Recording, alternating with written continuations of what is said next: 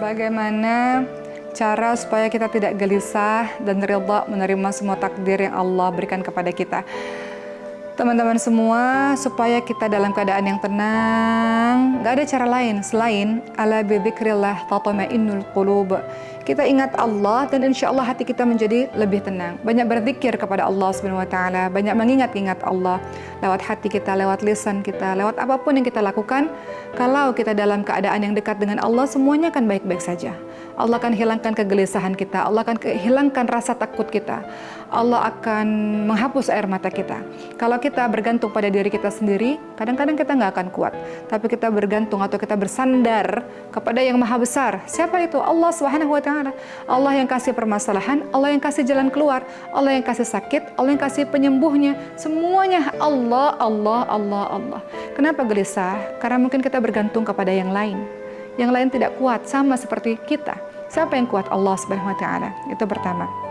Kemudian yang kedua, bagaimana ridha terhadap takdir dari Allah Subhanahu wa taala? Kita yakin bahwa apapun yang Allah berikan semuanya baik. Tidak ada takdir buruk. Semua takdir adalah baik. Kenapa ada kalimat takdir ini buruk? Karena kita menganggapnya buruk. Padahal semua yang Allah berikan kepada kita adalah baik. Allah kasih kita berbagai macam ujian. Dengan ujian itu kita belajar tangguh, kita belajar kuat, kita belajar sabar, kita belajar berserah kepada Allah, kita belajar tawadhu, rendah hati, bahwa ternyata kita bukan siapa-siapa, kita bukan apa-apa, kita nggak punya apa-apa. Allah bisa berkuasa, bertindak sesuka-suka Allah Subhanahu wa taala. Lewat apa kita bisa mendapatkan semua karakter itu? Lewat ujian-ujian yang Allah berikan. Ingatlah, kenapa kalau kita diberikan ujian kebahagiaan, kita terima. Namun ketika kita diberikan ujian kesedihan yang penuh air mata, kita lantas marah-marah kepada Allah Subhanahu wa taala. Bukankah dalam surah Al-Anbiya 35 Allah Subhanahu wa taala berfirman, "A'udzubillahi minasyaitonir rajim. Kullu nafsin dha'iqatul maut wa nabluukum bisyarri wal khairi fitnah wa ilainal turja'un."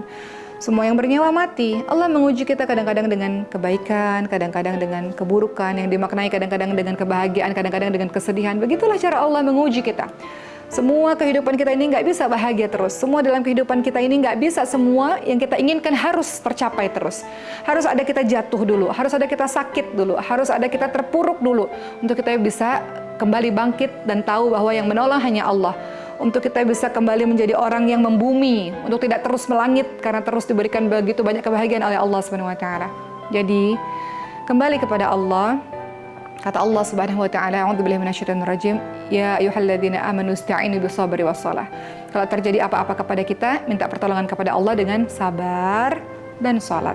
Apa yang harus dilakukan? Ambil wudu, ambil sajadah dan menangislah kepada Allah sepuasnya. Insyaallah engkau akan baik-baik saja. Enggak ada dalam kehidupan ini jalan buntu. Kalau engkau menemui jalan buntu, maka engkau bisa memanjat atau engkau bisa balik arah. Pasti selalu ada jalan atas semua permasalahan hidupmu insyaallah. Semangat. Terima kasih.